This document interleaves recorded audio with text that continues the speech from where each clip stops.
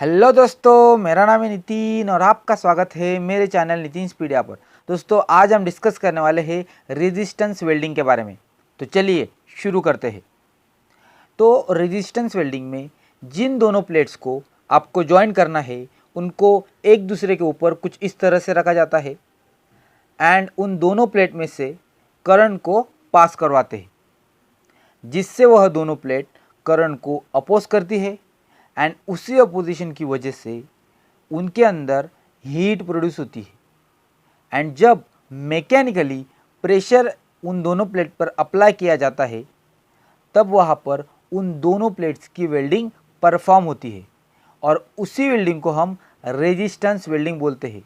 यानी इस वेल्डिंग में मैकेनिकल और इलेक्ट्रिकल एनर्जी जो है उन दोनों का इस्तेमाल किया जाता है वेल्डिंग परफॉर्म करने के लिए। तो चलिए अब इसको डायग्राम के साथ अच्छे से समझते हैं। यह दोनों प्लेट्स है जिनको हमें ज्वाइन करना है। यह है इलेक्ट्रोड, एक इलेक्ट्रोड ऊपर के साइड में और एक इलेक्ट्रोड नीचे के साइड में होता है जो इन दोनों प्लेट्स को प्रेशर अप्लाई करेगी। यह है ट्रांसफार्मर जिससे अल्टरनेटिंग करंट पास होगा। तो जब करंट इलेक्ट्रोड से नीचे से ऊपर की तरफ फ्लो होगा तब इन दोनों प्लेट जो है वह उस करंट को अपोज करेगा और उसी अपोजिशन की वजह से इन दोनों प्लेट्स के अंदर जो है वह हीट जनरेट होगी। और जब उसी वक्त हम इन दोनों इलेक्ट्रोड को मैकेनिकली प्रेस करेंगे तब उस प्रेशर की वजह से और उस हीट की वजह से वह दोनों की दोनों प्लेट स्टिक हो जाएगी, चिपक जाएगी और इसी प्रोसेस को हम रेजिस्टेंस वेल्डिंग कहते हैं। तो जो हीट रेजिस्टेंस वेल्डिंग से प्रोड्यूस होती है वह H G is equal to I square R T, इस फॉर्मूले से आप निकाल सकते हो, जिसमें एच जी यानी कितने अमाउंट की जो हीट है वह उन दोनों प्लेट्स के अंदर जनरेट हुई वह इंडिकेट करता है। आई यानी अमाउंट ऑफ करंट, यानी उन दोनों प्लेट्स में से कितने अमाउंट का जो करंट है वह फ्लो हुआ। आर यानी रेजिस्टेंस, यानी उन दोनों प्लेट्स ने उस करंट को कितना अपोज किया वह आर से डिनोट करते हैं। और टी यानी टाइम, तो जो करंट है वह कितने देर तक उन दोनों प्लेट्स के अंदर से पास हुआ वह टाइम। तो इस तरह से आप अमाउंट ऑफ हीट जनरेशन निकाल सकते हो। तो एप्लीकेशन के हिसाब से रेजिस्टेंस वेल्डिंग अलग अलग टाइप्स में क्लासिफाइड की गई है। तो चलिए वन बाय वन करके उसको डिस्कस करते हैं। तो सबसे पहली वेल्डिंग है स्पॉट वेल्डिंग। तो इस वेल्डिंग में एक ट्रांसफार्मर होता है जिससे करंट इलेक्ट्रोड तक पास होगा।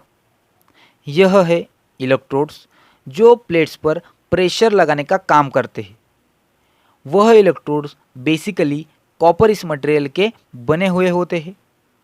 नीचे वाला इलेक्ट्रोड फिक्स होता है एंड ऊपर वाला जो इलेक्ट्रोड है वह मूवेबल होता है, जो प्लेट्स की एडजस्टमेंट के हिसाब से एडजस्ट होता है।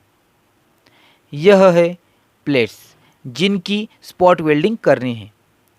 तो जब ट्रांसफार्मर से इलेक्ट्रोड तक करंट पास होता है तब यह दोनों प्लेट्स उस करंट को अपोज करती है, जिससे वहाँ पर हीट प्रोड्यूस होती है उन दोनों प्लेट्स के अंदर।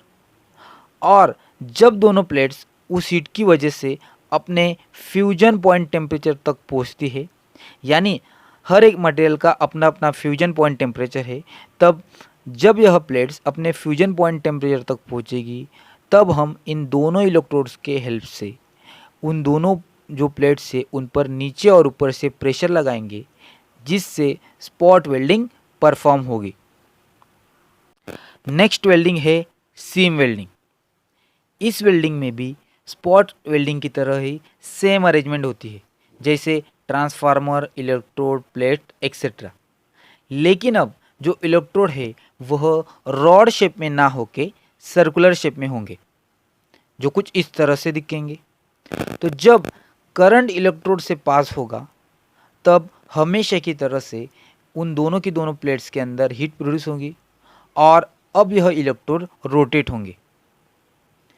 जिसकी वजह से वह दोनों प्लेट्स वेल्ड होगी, और साथ ही में वह रोलर की वजह से वह जो दोनों की दोनों प्लेट्स है वह वेल्ड होते होते आगे भी बढ़ेगी। तो सीम वेल्डिंग से लीक प्रूफ जो जॉइंट है वह हम प्रोड्यूस कर सकते हैं। इसीलिए इस वेल्डिंग का इस्तेमाल गैसोलीन पाइप जैसी वेल्डिंग जो है उसके लिए की जाती है।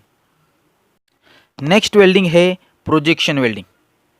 इस वेल्डिंग में भी सब स्पॉट वेल्डिंग की तरह ही अरेंजमेंट होती है, यानी ट्रांसफार्मर, इलेक्ट्रोड्स एंड प्लेट। लेकिन यहाँ पर एक प्लेट प्लेन है एंड दूसरी प्लेट यानी ऊपर की जो प्लेट है वहाँ पर प्रोजेक्शन है, जिससे दोनों प्लेट्स के बीच में गैप होता है। अब जब यह ऊपर का जो इलेक्ट्रोड है उस प्लेट पर प्रेशर लगाएगा, तब यह प्रोजेक्शन इस प्लेट में से अच्छे से इंसर्ट होंगे और हमें बहुत ही स्ट्रॉन्ग वेल्डिंग मिलेगी। नेक्स्ट वेल्डिंग है फ्लैश बट वेल्डिंग, जिसको परक्यूजन वेल्डिंग भी बोलते हैं। इस वेल्डिंग में यह दोनों क्लैंप होती है, जिसमें एक clamp fix and other clamp movable होती है। तो जब इसके अंदर दो वर्कपीस को वेल्ड करना होता है, तब यह मूवेबल क्लैंप से इस वर्कपीस को यहाँ पर टच करते हैं एंड करंट फ्लो करते हैं, जिससे हीट प्रोड्यूस होके यह दोनों के दोनों वर्कपीस वेल्ड होते हैं। तो दोस्तों इस तरह से पूरी की पूरी रेजिस्टेंस वेल्डिंग परफॉर्म होती है और इन 4-5 टाइप में उनको क्लासिफाइड किया गया है। तो उम्मीद करता हूँ दोस्तों कि आपको यह वीडियो अच्छी लगी है। अगर वीडियो अच्छी लगी है तो प्लीज़ हमारे चैनल को सब्सक्राइब ज़रूर कीजिएगा, और वीडियो देखने के लिए थैंक यू सो मच।